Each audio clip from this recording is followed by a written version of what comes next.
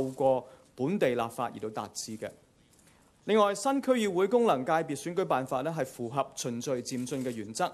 選舉嘅制度咧係不斷發展。而家我哋正係朝住普選最終嘅目標去進發。好明顯，擴大呢一個嘅選民基礎咧喺呢個進程裏邊相當重要嘅一環。新區議會嘅功能界別選舉辦法符合基本法同埋人大常委會2007年嘅決定，佢提供咗一個有用嘅方法，循序漸進咁樣咧達至普選。我呼籲各位立法會議員去支持呢一個嘅辦法，俾香港一個機會喺政制發展咧踏出重要嘅一步。我而家咧係進一步解釋點解經過詳細研究之後，特區政府認為涉及新增5個議席嘅新區議會功能界別選舉辦法，亦都即係行政長官剛才提及嘅調節方法，符合基本法同埋全國人大常委會喺2007年嘅決定。根據人大常委會2007年嘅決定，就2012年立法會選舉而言，功能團體同埋分區直選產生嘅議員各佔半數嘅比例維持不變。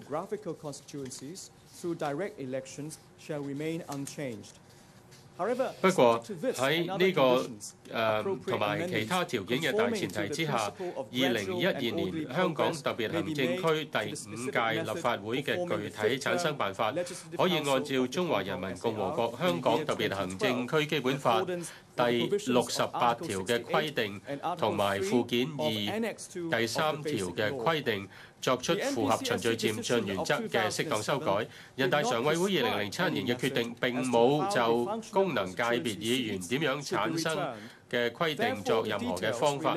所以有關功能界別議員產生辦法嘅細節都可以交由本地立法嘅層面，根據基本法第68條同埋附件2去處理。一直以嚟，根據基本法附件2，各個功能界別嘅劃分、議員名額嘅分配以及選舉嘅辦法，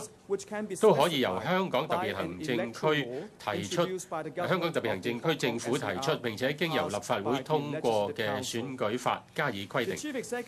行政長官剛才就新區議會功能界別選舉辦法作出簡介，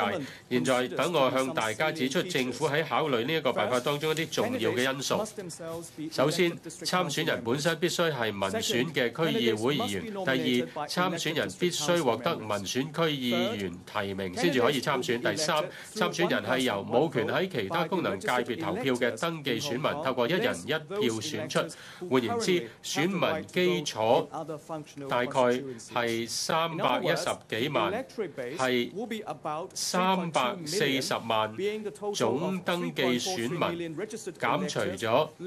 23萬其他功能界別選民而計出。首先，呢個新選舉辦法並非直選，參選人只係限喺由民選區議員提名嘅民選區議員，並非由340萬地區直選登記選民當中嘅中國公民任何一位都可以參選。第二，呢一個新選舉辦法並非地區直選。由呢一個選舉辦法選出嘅議員並非分區直選產生嘅議員，呢個係因為並非所有340萬地區直選嘅登記選民都可以投票，有權喺呢個新選舉辦法當中投票嘅，只係限於冇權喺其他功能界別投票嘅登記選民。長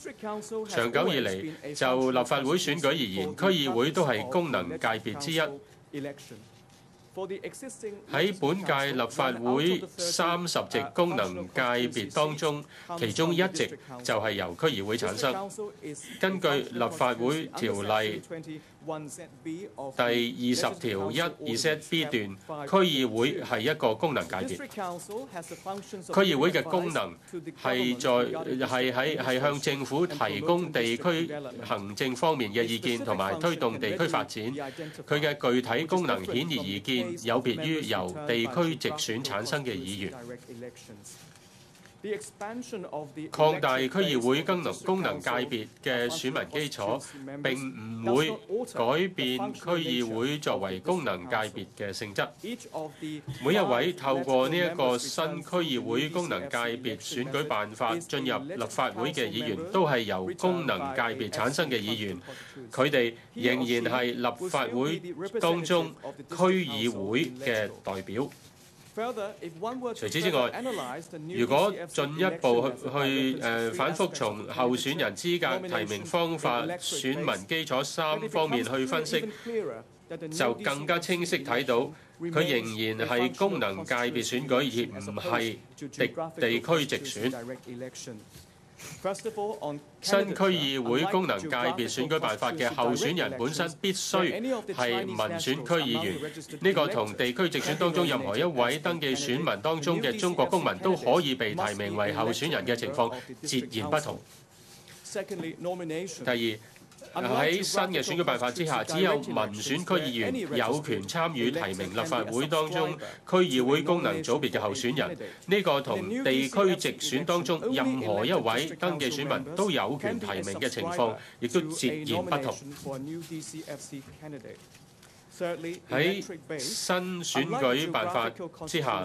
只有嗰啲冇權喺其他嘅功能界別投票嘅登記選民，先至有權喺新區議會功能界別選舉當中投票。呢個同地區直選當中所有登記選民都有權投票嘅情況，亦都並不相同。為咗落實呢啲選舉方法而必須進行嘅改動，都係涉及功能界別嘅劃分、議員名額嘅分配同埋選舉辦法等等嘅事宜，全部都可以透過本地立法而達到㗎。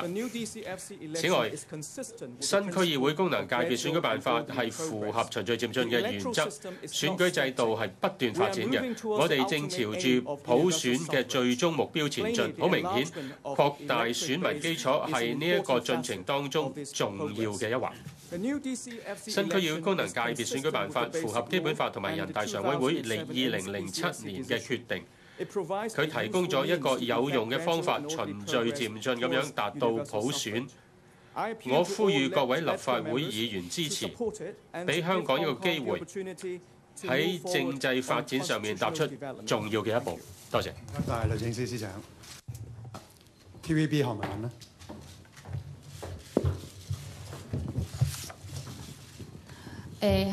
特首想問下咧，其實民主黨呢個方案咧都提出一段時間啦，咁不過喺4日前嘅電視辯論咧，都喺翻政府總部呢度，你仍然係推銷緊話400個區議員互選嗰個嘅方案，咁係咪即係唔知大家喺電視度睇緊你推銷呢個方案嘅時候，其實你背地裏咧就已經喺度研究緊民主黨個方案咧，即係要研究佢到底有冇違反人大決定，係到底要幾耐嘅時間，係咪其實你一早都知道可以讓步，不過就特登等到即係臨投票前2日壓縮反對派佢哋討價還價嘅空間，即係好似05年咁，以後會唔會成為咗個慣例？就每一逢政改，就大家都唔好投票，至等到投票前2日先睇下政府仲有冇咩嘅最後嘅讓步咧？唔該。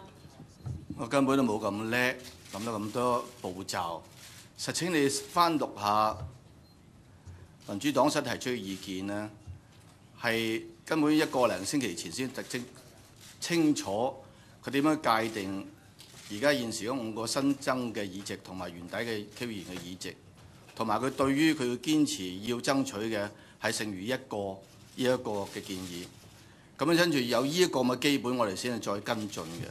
所以大家都明白到咧，整個過程之中一路都有演變緊。但係亦都記得你聽到我講過咧，每一次我都話，我都會去爭分奪秒，一路掌握到嘅時間，去到每一次機會，去到呢一個真正嘅表決為止。爭取得幾多，爭取幾多，行得幾遠，行得幾遠，所以一路成個過程都係延續嘅。每一次都要考慮到可能可以爭取幾多，然後再諗再做。